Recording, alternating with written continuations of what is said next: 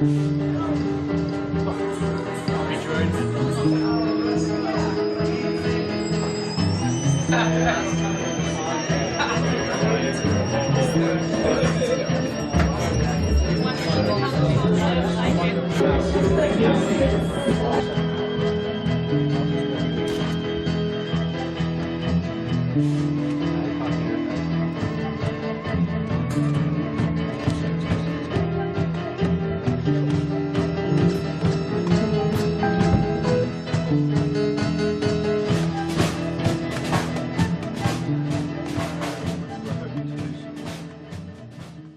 idea of having like an open mic film event where basically as long as you came with the film, it would be screened.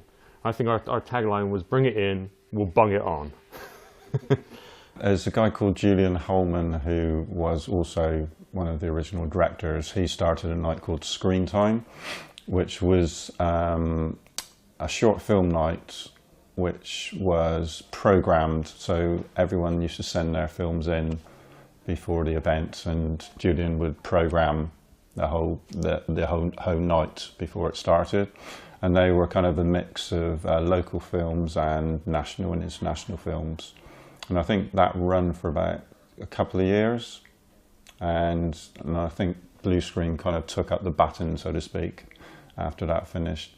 I mean, it's good that it survived in a way, that it is, you know, like a social screening, a cinema-based social screening kind of context that it works in, and it's still pretty popular. I think it shows that people do like to have their work shown in front of an audience, you know. Whereas, of course, once online video did come in and YouTube and stuff has come in, and that's almost another whole kind of audience, isn't it? A whole theatre of operations where people get millions and millions of views for things and stuff, but no one ever meets each other in the real world. My first experience of the Cube was going to Bluescreen with a friend who'd made a film, and he also kind of persuaded me to take my first film along as well. Good evening. Good evening. Welcome to...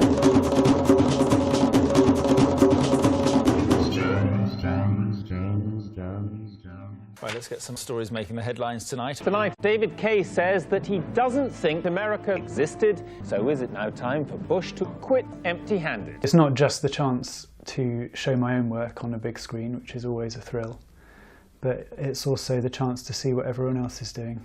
And there's a lot of it in Bristol, and I've met all sorts of wonderful people at Bluescreen, sharing films, so I love it. Brave young men of St. Ives jumped to the lifeboat, and with all the strength they could, set out to risk rescue of those perishing. I think the first thing I screened was a music video in 2004, and at the time I lived in South Wales, and so it was kind of a really good opportunity to go somewhere and showcase my work and see kind of like an audience reaction. Whoa, whoa, whoa, whoa, whoa, whoa, whoa, whoa, whoa, whoa, whoa, don't just say no. The Day We Changed the World is a documentary about two aspiring DJs who are trying to make it in Bristol's bass music scene. I followed around Celador and Casual Salmon for a week about a year ago now, and spent months and months editing all the footage.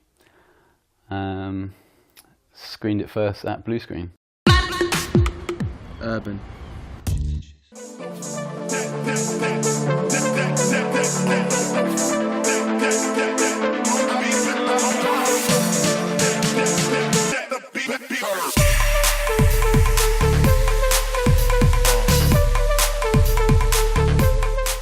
If I knew how to sue people, I'd sue Mark, I reckon, for what was it? What would you call it? Chivalry. No, that's not the right word. I don't know the legal terms, but I think like he just made us look bad, and it's ruined, sort of like affected our lives a bit, innit? So yeah. I think you can sue people for that. I'm getting half the women. 2, 3. So there's our funky ident, but we decided just to use the middle bit because it was a bit too distracting. with all the stuff going on. So yeah, and this is the software that we've got recently, which is free, which means we can play stuff onto the big projector. Let's get rid of that. Yeah, so this is a software that's actually designed to play out for a cable television station, and it allows us to send the signal to our really nice kind of 2K cinema projector. So in the last couple of Bluescreens, everything's looking a lot better basically, and sounding really good as well. So that's really nice. So yeah, we basically just queue all the files when people bring files up, and we just play them one after another. And then when it gets to the little ident, it just carries on going forever. Ooh, there you go. Until we start going to the next one. It means that we can do analysis to find out what pigments were used originally, but you can also make an educated guess if you don't have the resources to do that analysis on the spot. In a museum environment, it's very important that we control the humidity and light in particular while paintings are on display. The other way of working, which I'm trying to do more of now, which is just basically, making my own stuff, which is kind of what this colour documentary thing is about, is it's kind of, where do you draw the line? Where do you, what shape is that line? So it's difficult to have a framework to work within, and Bluescreen can be that, definitely. Well, we're kind of doors open at 7:30. Yeah. So we're hoping to open the doors from about 8, just after. We'll have to play it by ear. The ethos of Bluescreen is to mix it up, not show one type of film. And I think it makes it for a more exciting evening, because at one point you're being sort of lulled by a sort of soft music video, and then some skate videos in your face, and then you got some intriguing mini drama going on for the next film, and then you've got a documentary that draws you in. So it's kind of using different aspects of your brain, I guess, to sort of focus on as eclectic. I think that's the word. Good thanks. Today is a good day to fly.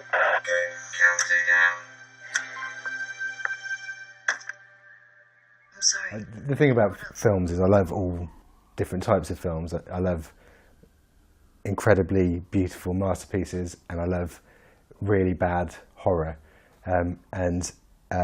With Bluescreen, you can kind of get that range. But I think because of that, because there's stuff where maybe people are trying film for the first time, there's like a really kind of nice freedom to their work. And I think when you kind of get into filmmaking and you're kind of given all these different rules, it's like, it must be like this and it must be like that. It's really refreshing to see somebody just starting out and not adhering to the rules because they haven't been drummed into them, I guess. And to be able to see films like that, it can kind of give you a step back and then go, actually, that freedom's really nice to see.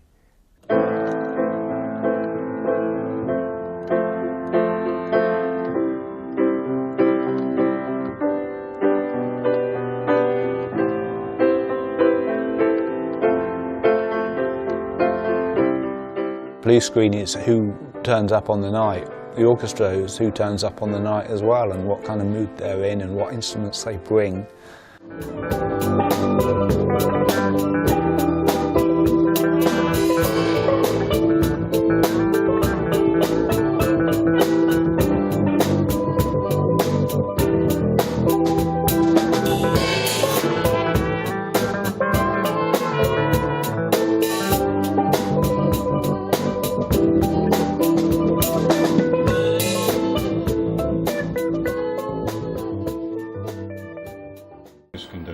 I don't know, let's see. Go and have a quick word with him before we make a decision.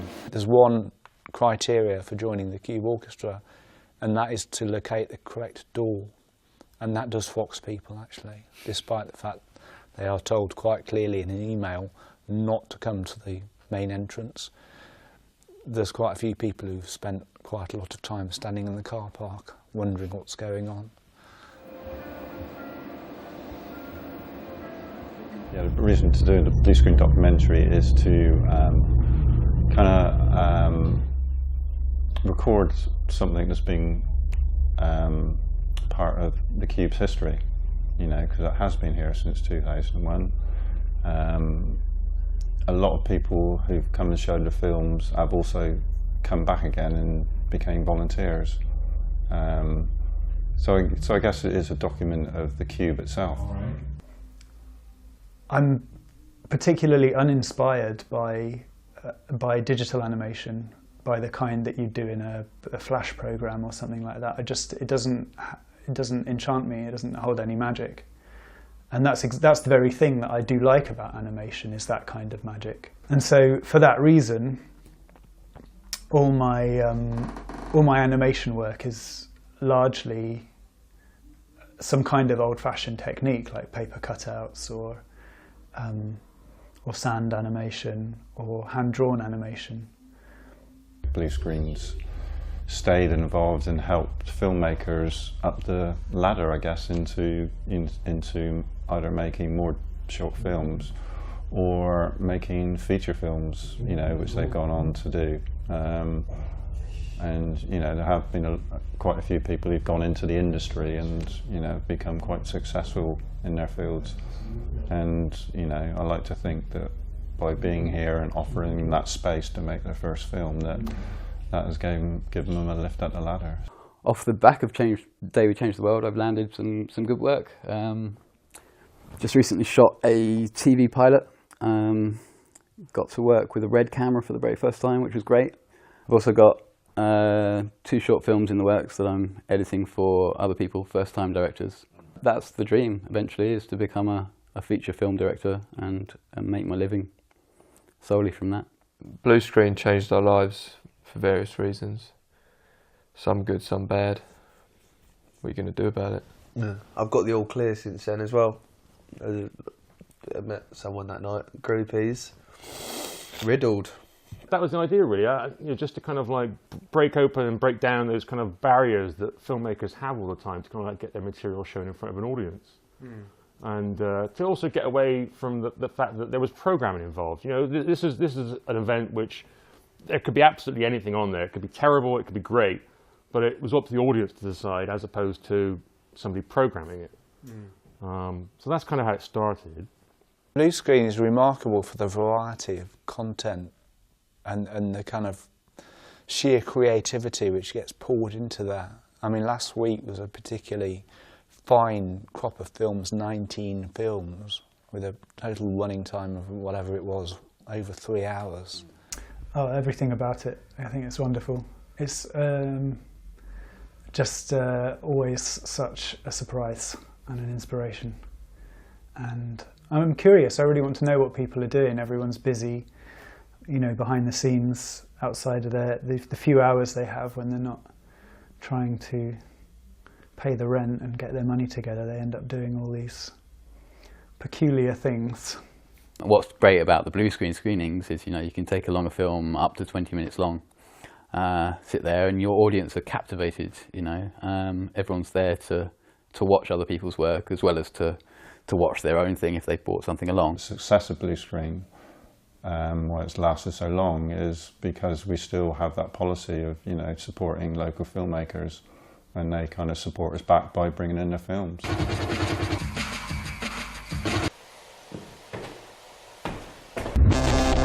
Sign this, nothing weird will happen.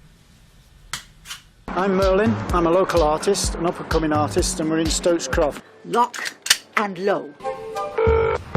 Yes, Derek speaking. Oh yeah, good evening. Can you tell me what your map bag and what price it is? My name's Max. I live in Bristol.